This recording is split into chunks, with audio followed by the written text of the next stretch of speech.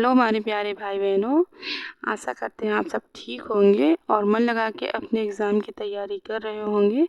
तो ये एसएसटी के प्रीवियस ईयर के क्वेश्चन हैं। तो चलिए हम इसे स्टार्ट करते हैं करना। आपको 25 तक क्वेश्चन कराए थे, तो आज 26 से स्टार्टिंग करनी है। तो चलिए हम स्टार्ट करते हैं। तो निम्नलिखित कथनों पर विचार करें तथा सही विकल्प का चयन कीजिए।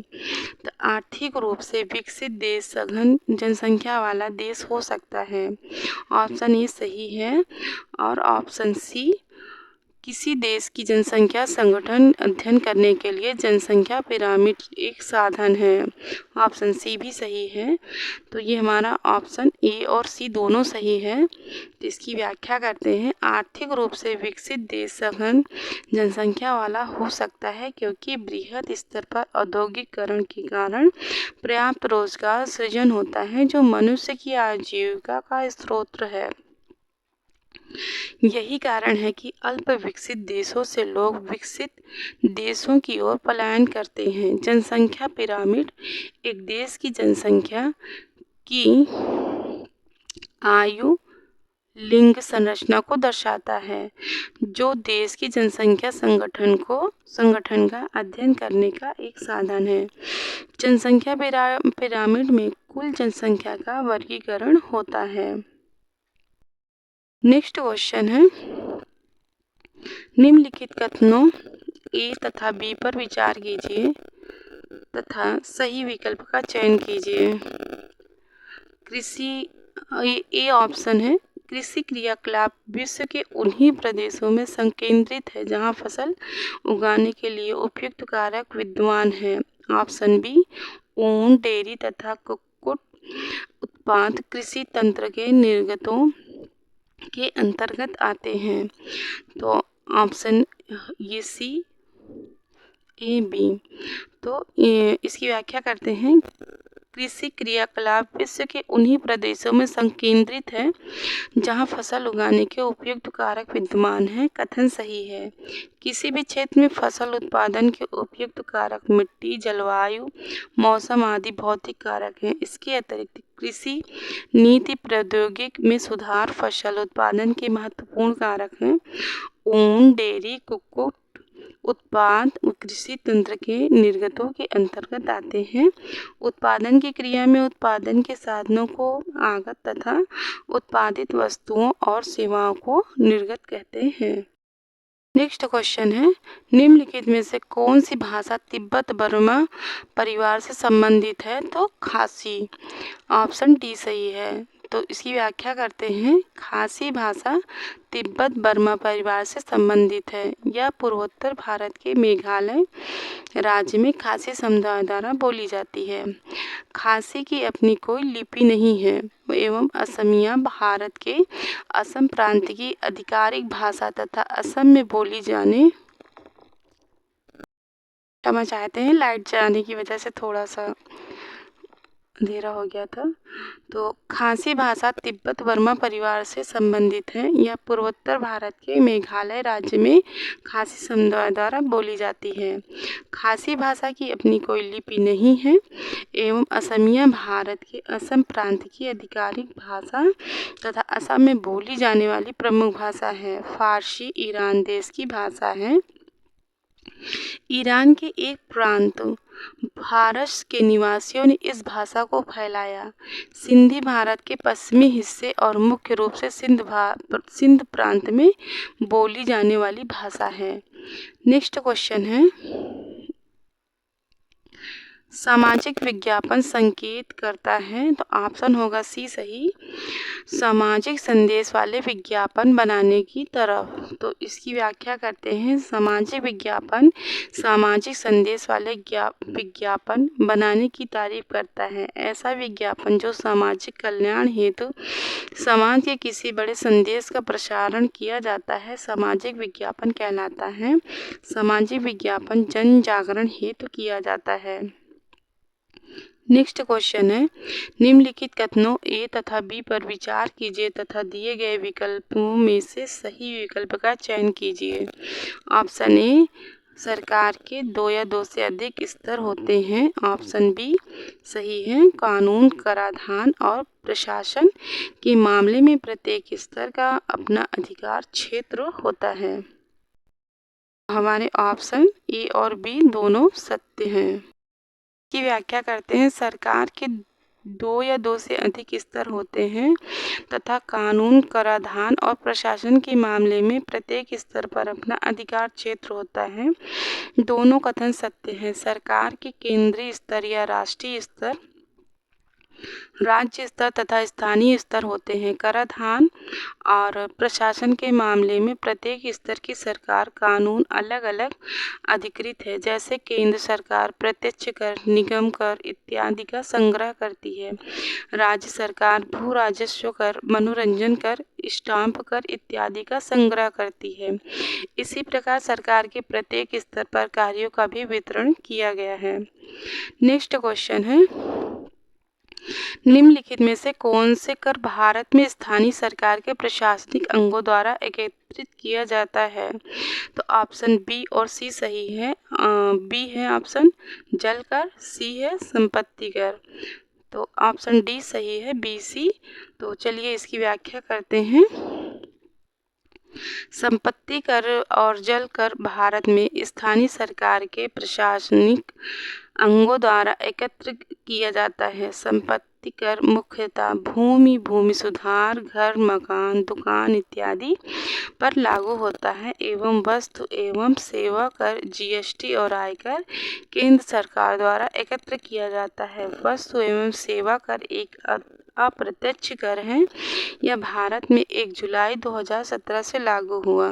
संपत्ति कर और आयकर प्रत्यक्ष कर है तथा निगम कर और उपहार कर भी प्रत्यक्ष कर के उदाहरण है। नेक्स्ट क्वेश्चन है, ए और आर कथनों को पढ़िए तथा सही विकल्प का चयन कीजिए। ए ऑप्शन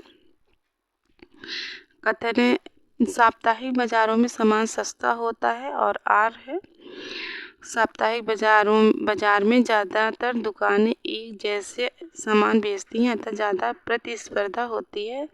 दोनों ही हमारे कथन सही हैं। तो ये बताया गया है कि ए और आर दोनों सही हैं और सही व्याख्या करते हैं ए की। तो इसकी हम व्याख्या करते हैं।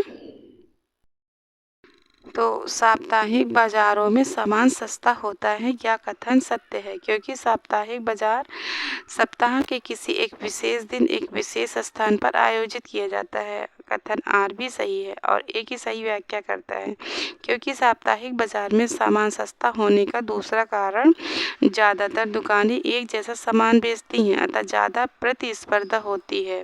साप्ताहिक बाजार में रोज़मर्रा की ज़रूरत की चीज़ें बिकती हैं। नेक्स्ट क्वेश्चन है, कथन ए और आर कथन को पढ़िए तथा सही विकल्प का चयन कीजिए। तो पक्की दुकानों में बेचे जाने वाला सामान आमतौर पर साप्ताहिक बाजारों में बेचे जाने वाले सामान से महंगा होता है। तो आर ये सही था। आर पक्की स्थायी दुकान को कई तरह के खर्चे जोड़ने होते हैं। दुकानों के किराए, बिजली के बिल, कर्मचारियों की तनख्वाह के रूप में। Choose the correct option. सही विकल्प का दोनों में से सही करना है। तो ये दोनों ही सही हैं। ए और आर दोनों सही है और आर सही व्याख्या करता है ए की। तो इसकी हम व्याख्या करते हैं। ए और आर दोनों सही है तथा आर सही व्याख्या करता है ए की। पक्की दुकानों में बेचे जाने वाले सामान आमतौर पर साप्ताहिक बाजार में बेचे जाने वाले सामान से महंगे होते हैं, क्योंकि पक्की स्थायी दुकानों की लागत 2 प्रकार की होती है, स्थायी लागत और अस्थायी लागत। पक्की दुकानों की स्थायी लागत के कारण सामान आमतौर पर साप्ताहिक बाजारों की अपेक्षा महंगी हो जाते हैं, क्योंकि स्थायी लागतों में दुकान के किराए, बिजली के बिल, कर्मचारियों की तनख्वाह इत्यादि हैं। नेक्स्ट क्वेश्चन है, ए और आर कथनों को पढ़िए तथा सही विकल्प का चयन कीजिए। तो ऑप्शन ए है, लोकतांत्रिक सरकार को प्रायः प्रतिनिधि लोकतंत्र भी कहा जाता है, ये सही है।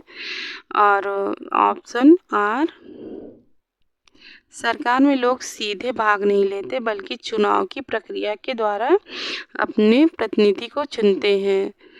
तो ऑप्शन ए और आर दोनों सही है और आर सही व्याख्या कर रहा है ए की।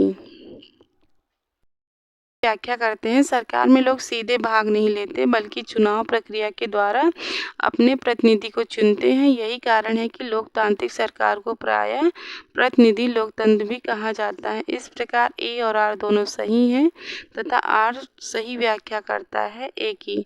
लोकतंत्र शासन व्यवस्था दो प्रकार की मानी जाती है, विशुद्ध या प्रत्यक्ष लोकतंत्र और प्रतिनिधि या अप्रत्यक्ष लोकतंत्र। वर्तमान समय के लगभग सभी लोकतंत्र प्रतिनिधि लोकतंत्र हैं।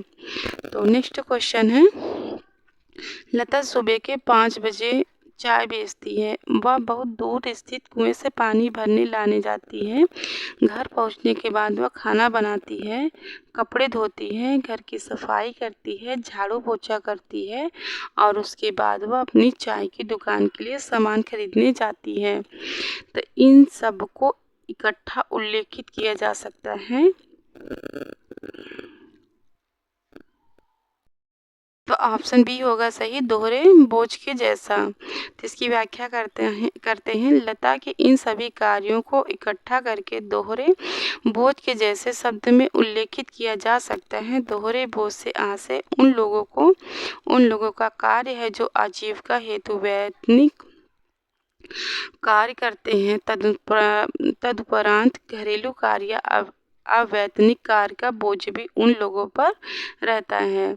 दिए हुए वाक्य में वैतनिक और अवैतनिक दोनों प्रकार के कार्यों को लता को करना पड़ता है। नेक्स्ट क्वेश्चन है, निम्नलिखित में से क्या 1950 में अपनाए गए भारत के वास्तविक संविधान का एक अंग नहीं था? तो ऑप्शन सी होगा मौलिक कर्तव्य। इसकी व्याख्या करते हैं, मौलिक कर्तव्य 1950 में अपनाए गए भारत के वास्तविक संविधान का अंग नहीं था। आपातकाल के दौरान भारतीय संविधान के भाग 4A में 42वें संविधान संशोधन अधिनियम 1976 के माध्यम से मौलिक कर्तव्य को जोड़ा गया। अनुच्छेद 51 में कुल 11 मौलिक कर्तव्य हैं तथा 86वां संविधान संशोधन 2002 में 11वां मौलिक कर्तव्य को जोड़ा गया। मूल कर्तव्यों को सरदार स्वर्ण सिंह समिति की सिफारिश पर जोड़ा गया। संविधान के भाग 3 में मौलिक अधिकार हैं एवं अनुच्छेद 36 से 51 नीति निर्देशक तत्व हैं। आपातकाल का प्रावधान भाग 18 में अनुच्छेद 352 से 360 तक है। तो आज की वीडियो हम यहीं पे समाप्त करते हैं। अगर ये वीडियो आपको अच्छी लगे तो प्लीज़ इसे लाइक करिएगा, शेयर करिएगा और सब्सक्राइब करिएगा। तो ये प्रीवियस ईयर के जैसे क्वेश्चन हैं तो आप मतलब किसी भी प्रकार से इसे देखिए और इसे समझिए। तो मिलते हैं हम नेक्स्ट वीडियो में, तब तक के लिए धन्यवाद।